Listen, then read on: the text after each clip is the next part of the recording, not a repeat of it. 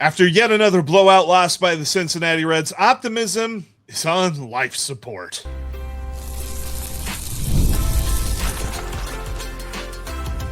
You are Locked On Reds, your daily Cincinnati Reds podcast, part of the Locked On Podcast Network, your team every day. Hi there, I'm Stephen Offenbaker. He's Jeff Carr. We can both pitch better than Lyon Richardson, and you are welcome, everydayers. Thanks for making Locked On Reds the #1 sports podcasting network in all the land.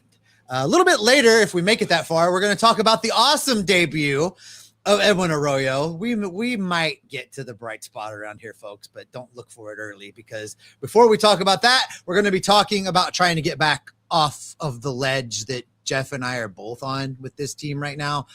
Told him by our group chat that it might just be me and him, Thelma and Louise style, right over the edge of the ledge today. That might be what we're doing. But where we are going to begin is with whatever that was that we watched last night. Look, this team cannot afford. They can't afford to throw away games. And that is exactly what they did in last night's ball game. Look no farther than Lyon Richardson walking everybody, just everybody, except Lane Thomas, because that guy hits dingers at Great American Ballpark. And so let's pitch to him with the bases juiced in the first inning. That's how that game began, and it was just really all downhill from there. I hope you listened to the episodes yesterday. There were two where we told you, for the love of God, take the over, because that was really the only good thing that would have happened for you if you were watching the Reds game yesterday. Jeff, I don't know. I'm talking you off the ledge. You're talking me. I don't know who's talking who off the ledge, but that was ugly baseball. I think that such a horrible win, you've got to look at everything. It's not just the pitching. It's not just the hitting. Quite frankly, I think that was set up to fail.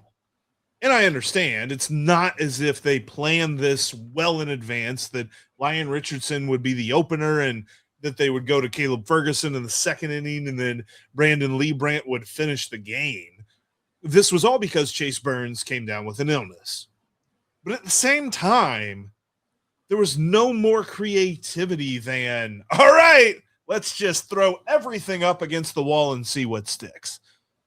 Because Caleb Ferguson came into a game that the Reds were down 4-1. And that's a guy that is as close to a high leverage option that this Reds bullpen currently has.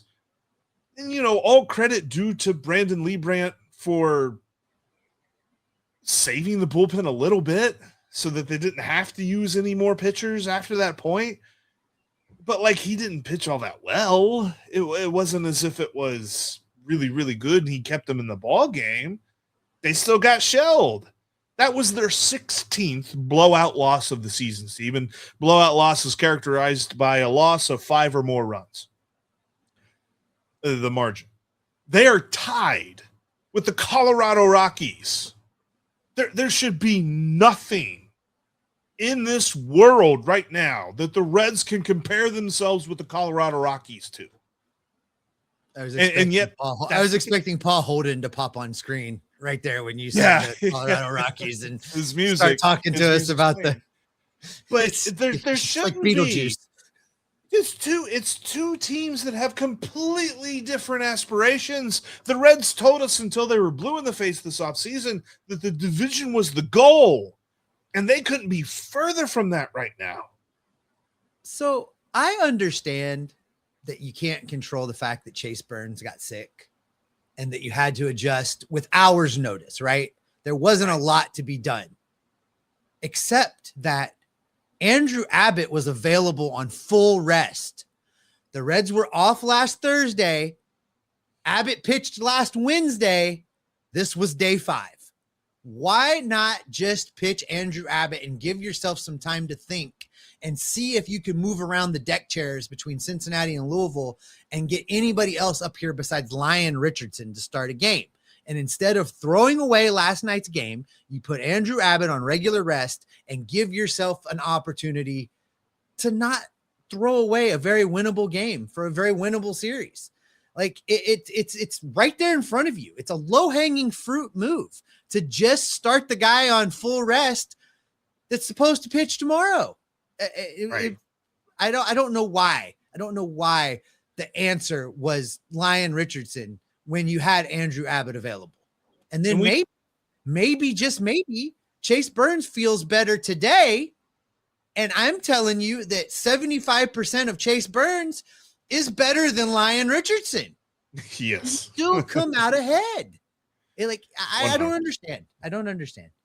The other part of this too, because we wondered about this on yesterday's extra episode. We were talking about Edwin Arroyo. We were talking about the pitching kerfuffle before the game, and we wondered about Chase Petty. Last time he pitched was on Friday, so he just wasn't available on regular rest. I understand that a little bit. You're not going to pitch a young guy like him on short rest, but if you do have a guy on regular rest in Andrew Abbott, why was that not considered? Well, we will never know the inner machinations of this decision-making process. So maybe they approached him and there was something about his routine and he just wasn't going to be ready. But even still, like, I kind of feel like that shouldn't be an issue. I don't know. Like, that's grasping at straws a little bit. What worries me right now, Steve, is what I said about Caleb Ferguson, and that he is like the highest of leverage guys in the bullpen for me right now, because this bullpen is awful. And it's not going to get very much better without an influx of talent through a trade or a signing or something. And I don't necessarily know that Nick Krall can do that. I don't feel as though the moves that he has been making here, as much as we tried to give him credit for this, that, and the other, feels like they've all backfired. And now we are looking at a roster that is just absolutely full of holes. And for me, that's really what's got me down, is that it's not just the fact that they're tied with the Rockies for the most blowout losses in Major League Baseball right now. It's that you've got injury after injury after injury, and who is behind all those injuries is just a bunch of guys who, quite frankly, aren't even that great in AAA. And then you call them up to the major leagues, and that's what you get. You get your brains beat in. And this team was supposed to be better. And I was buying into this team. And now I feel silly for buying into this team, because they have the same record, or they're one game over 500s. I forget exactly if they have the exact same record, but the same record as the Washington Nationals. And the Washington Nationals are a team on the come up. They're a team that's like, we weren't expecting to compete right now, but let's see if we can take a step forward. There's no such thing as a step forward for the Cincinnati Reds. It's compete, period, for a division title. And they couldn't feel further from that right now. They've got to go get somebody. They have to go get somebody. You look around there's no help coming. Hunter Greene is still far, far away. Nick Lodolo is the ghost of his former self. Brady Singer has forgotten how to pitch. Their bullpen was a strength on paper in February. It is a liability right now. There is nobody, even Caleb Ferguson, there is nobody coming out of this bullpen right now that makes me think, all right, here we go. 1, 2, 3 inning inbound. Nobody inspires that right now. They've got to go get somebody. And then you add on to that the fact that they just had a horrible night at the plate. Didn't matter who it was. I mean, JJ Bleday did have a home run. And we did see, and we'll talk about Edwin Arroyo. He got his first career hit in this one. And then he scored his first career run because Matt McLain hit a double in the 9th inning. The Reds scored a run in the first, and they scored a run in the 9th, and then they didn't do anything in between. And before you go crazy about Matt McLain hitting a double, he also looked horrible in his at-bat before that, looking at a middle pitch right now, not getting his bat off the shoulder. The battle for second base right now is tied at 1 hit apiece. That's Matty. Matty came to play. He came to play, all right, yeah. But the whole lineup was just they were facing a guy named Luinder Avila, which until last night I've never heard the name Luinder. I just Luinder Avila. I feel like I'm like saying a curse word or something, but I cannot believe that the Reds put that performance on the field, that it felt like it was set up to fail from the beginning because of the pitching. And then the lineup itself that we said in the extra episode when we were talking about Edwin Arroyo being called up, the lineup's going to need to help pick up the slack. Well, the lineup laid down all the slack and walked away on Monday night. And now we got to look at what's left, because sure, you can talk me off the ledge a little bit, but something's got to happen first. And that's got to be the Reds got to win this series.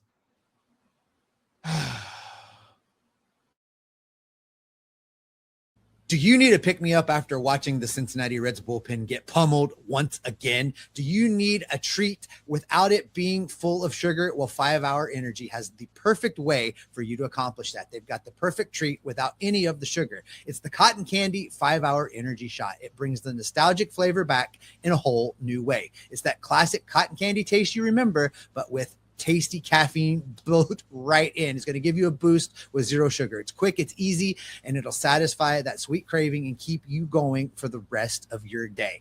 I love cotton candy, and I love this energy shot.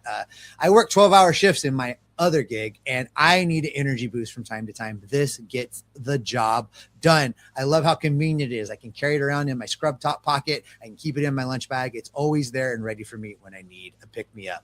You can bring on the sweetness with Cotton Candy 5 Hour Energy Shots right now. It's available online, and it is available on Amazon. So you can head to 5hourenergyshot.com or to Amazon and get your Cotton Candy 5 Hour Energy Shot today.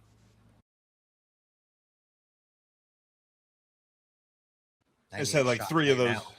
I just had like three of those during the break. We're going to end this thing on a high note, baby. Let's go. And before we do that, make sure you join the Locked On Reds Everydayer Club. Go to lockedonreds.supercast.com to learn more about that. We got ad-free feeds, group chat in the Discord, access to a Locked On store, and so much more. Link is in the description down below.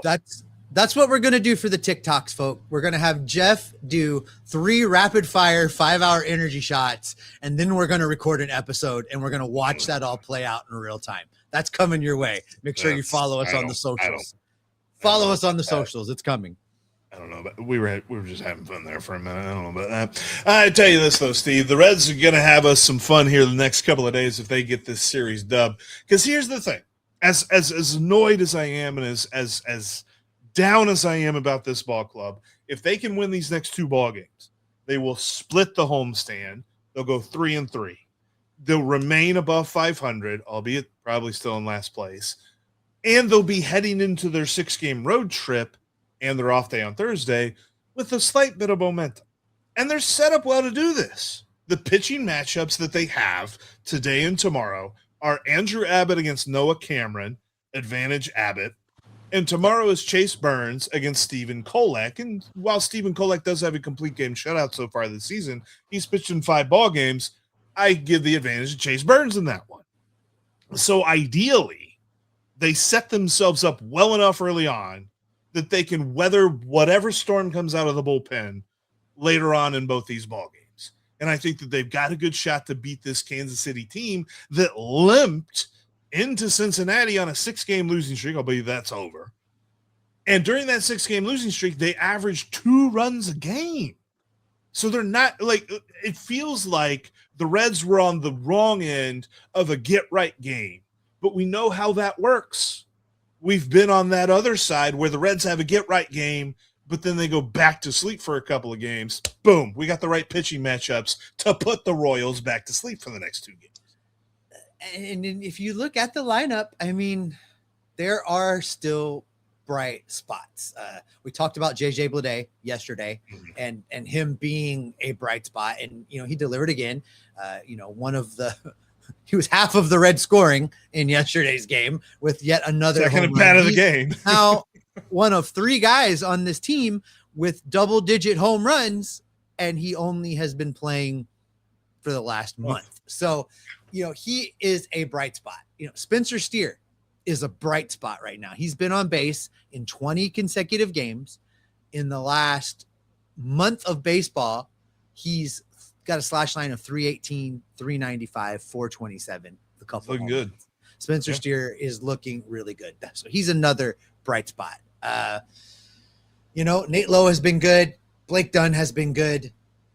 Sal Stewart seemingly is figuring it out and he's getting there. He's a little streaky. I mean, in his last 2 weeks, Jeff, the last 2 weeks of 15 games for Sal Stewart, 315, 431, 481. So it's not been terrible. Right. It's not as hot as when he started the season, but it's not been terrible. So there's bright spots in there. The question remains, and it's the question we asked 2 days ago, can the rest of this lineup pick up the slack? Can Matt McLain turn a corner? Can he do something? Can he get back above 200? Maybe. Can Tyler Stevenson get something going? 0 for 4 yesterday with a couple of strikeouts. It wasn't pretty. He's going to need to step it up a little bit. Can Nate Lowe continue to be a guy that we can count on? His stats over the last couple weeks haven't been as awesome as he was initially when he came up. He's kind of cooled a little bit. Need him to get that going again. But there is enough. There's enough here in this lineup against this Kansas City pitching staff.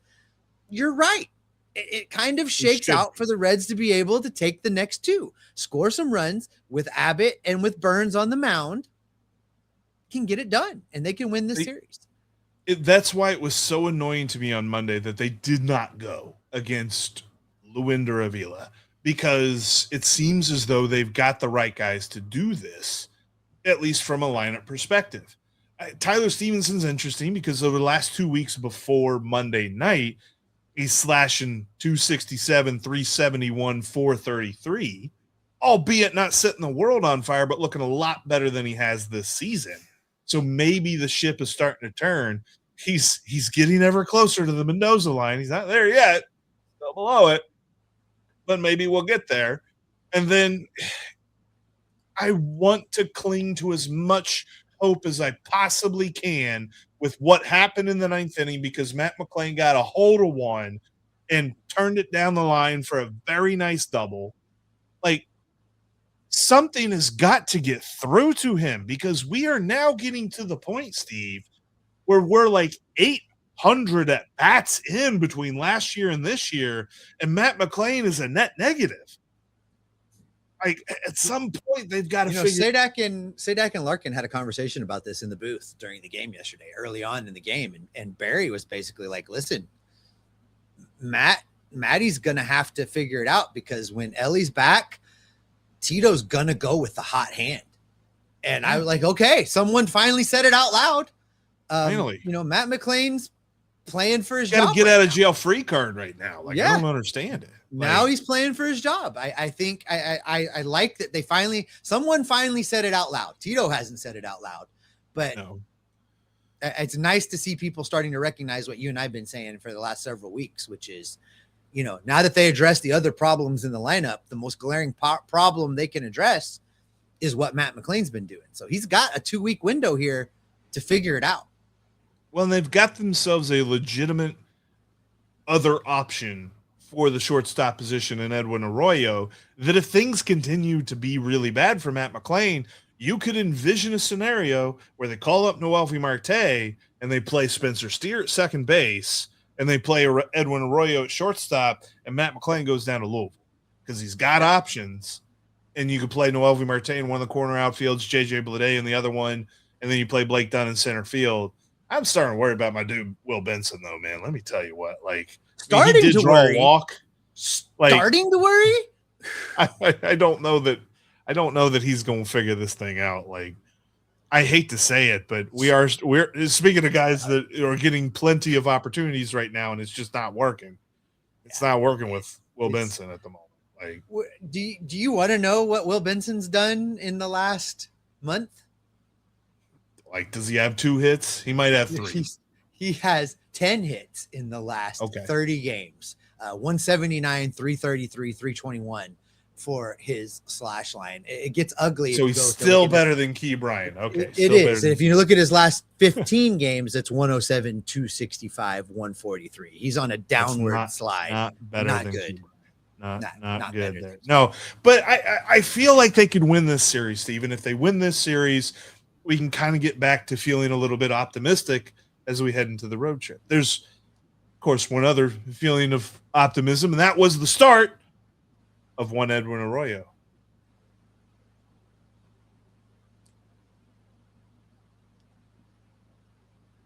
If you can't watch us here on YouTube, we are on every single audio podcasting platform that's out there. If you find one that we're not on and you need us to be there, message Jeff. He can probably make that happen for you. That's also where the Everydayer Club lives. It is available. The link for that is down in the show description. $5 a month, $50 a year. Ad-free Locked On Reds in the audio feed, as well as access to the Discord server and so much more. Let's try and end this on a happy, good positive note. Good note. I'm going to try. First of all, web gem right out of the gate for Edwin Arroyo. What a pretty play at second base. If you missed seeing it, if you were listening on the radio or you haven't seen it, Arroyo was basically shaded all the way over to second base. He was playing as far up the middle as you can play legally with the anti-shift rules. And he still managed to range all the way back over to a traditional second base spot and did this really just nifty, nice hook, slide, pop, and throw all in one motion. It was very Larkin-esque, if you ask me. I think Sadak and Barry said at the time, that's what you get when you've got a true shortstop playing second base. It was pretty, is what it was, right out of the gate. I think that was the second or third inning. Give me more of that. That was elite level defense. He flashed the leather so nicely. Like, that kind of had me thinking. You mentioned like when Ellie's back, it's like, dude, could you imagine if he hits well enough to stick? Combination. That double play combination could be so slick. It reminds me, you talk about Barry Larkin. It reminds me of when it was Barry Larkin and Pokey Reese. Like, Pokey Reese was more of a shortstop anyway. He just fielded a really good second base. And because you have a Hall of Famer in Barry Larkin, obviously Pokey Reese ain't going to play shortstop. But if you have these two guys up the middle, and if Arroyo can hit well enough to stick, you're going to have yourself a heck of a double play combination if Matt McLain can't figure it out. Like, it seems like options are beginning to build. And then he did have 3 rough at-bats early on in the game, 3 strikeouts. But then he gets a single in the 9th inning. First pitch that he saw, he recognized. I love too, like, it was a mistake pitch. This guy that they had, Eli, and I'm blanking on his last name, but the relief pitcher that was in for Kansas City in the 9th inning, they were trying to build this dude's confidence. He came in, he did not look very good. Eli Morgan. His statistics did not look very good, and he gave up a run, so obviously they're not going to get much better, because his first pitch to Arroyo was a changeup that was belt high, and he delivered that into right field for a single and then scores from first on McLain's double. I think there's a lot to like about this debut, albeit it's not setting the world on fire, but he also did not look like the moment was too big for him. Yeah, and you know what it does? It sets him up for success today. It sets him up in the next game. The first hit, it's out of the way. That pressure's off already. Yep. His first game is out of the way. That pressure's off already. Now he just goes out there and plays baseball. The big pressure stuff is done.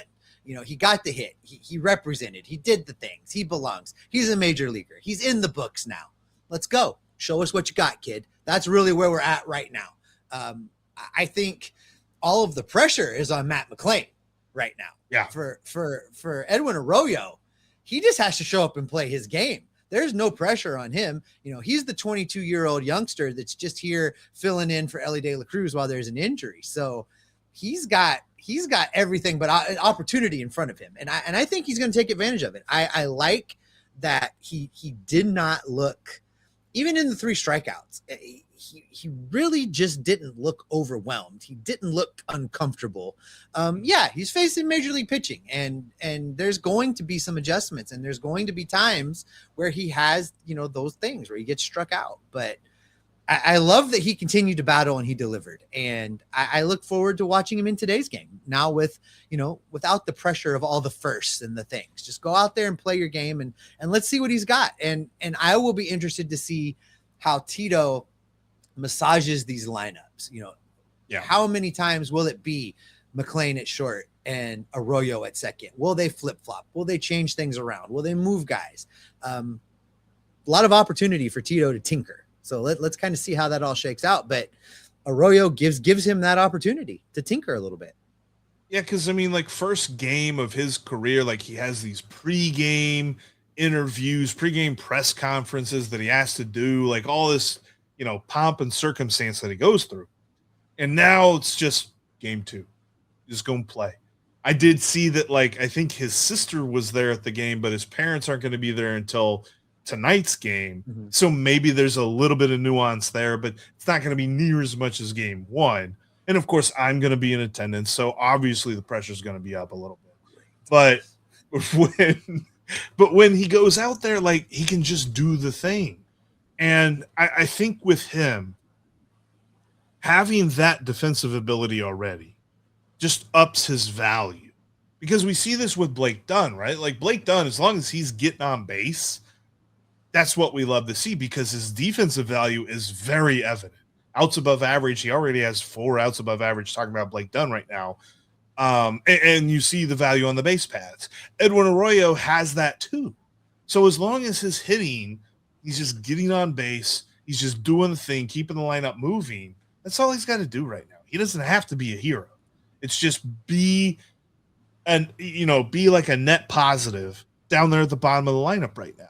And I think that that's a perfect role for him. I found it intriguing that before the game, they were talking to Terry Francona about this, and Brian Giesenthal almost kind of pressed him a little bit, because he tried to say, why now? Why was now the right time for Edwin Arroyo to go? And like Tito's first answer with that was, well, we got to have 9 guys out there. So, I mean, yeah.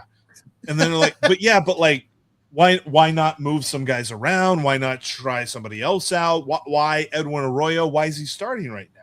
And he's just like, well, we've seen some things that we're excited about, and let's see what he's got and things like that. Like, he was trying to downplay it so much, and I understand why, but at the same time, like, it almost kind of seems as if he was stepping on it a little bit. I like when Tito gets flippant sometimes, but, with this team, it is not necessarily a guarantee that they're going to bring up somebody to fill in for an injured player. How many times have we seen this team run shorthanded? So, as funny as Tito was trying to be, that was not a give me. But, right. I said, I think in the bonus episode yesterday, that I like that this call-up happened based on a team need and injury versus it, taking away somebody's job, sitting down Matt McLain, all these things. It was the right time. The right circumstance presented itself, and you get an opportunity to see what Edwin Arroyo's got. You're right. His parents being there might add a little bit of extra something to the game tonight. But this is really the first day now of his big league career where he's just showing up at the office. It's going to work. Doesn't have to do the pressers. Doesn't have to do the things. Show up, get ready, do your routine, go play some baseball. I'm looking forward to watching it. And, they've got to salvage this series. And it begins tonight. It begins with Andrew Abbott on the mound. It begins with game 2 for Edwin Arroyo. Here's hoping this lineup goes. I need for this lineup to go. We can't do this 2 nights in a row. God help us if they don't, because, Lord knows, like, we'll be here for Locked On Reds therapy sessions, but I'd rather not start the Locked On Reds therapy sessions on June 3rd, because it kind of feels like we already started here on June 2nd. So I guess, whatever, the cat's out the bag. Hey, but at least if it's ugly for you, it's $3 big wave day. So there you go. Yes. $3 big wave day, $2 glizzy day. Let's go. 3-2-1 Tuesdays. I'm ready for it. And we're going to be back with you right here on the Locked On Reds podcast every single day, all throughout the way. Look, hopefully the Reds can turn this around. And we're going to be right here with you if they do or if they don't. So make sure that you subscribe, because we give you Reds content every single day. Now, make sure you go check out Locked On MLB. We got 3 shows covering the league, different angles all around. A lot of great stuff going on over there. Locked On MLB is the feed for your MLB coverage. And, of course, we got Tim Daniel on the postcast, too. He's also, working with us here on the Locked On Reds therapy sessions. So make sure you check him out, too. But until tomorrow, for myself and for Steve, we will be Locked On Reds every single day. How many big waves are you going to drink tonight, Jeff? The good news is it's not a bullpen game, so probably I will be able to count them. don't know if you can declare that it's not a bullpen day yet. It's still there's still a chance.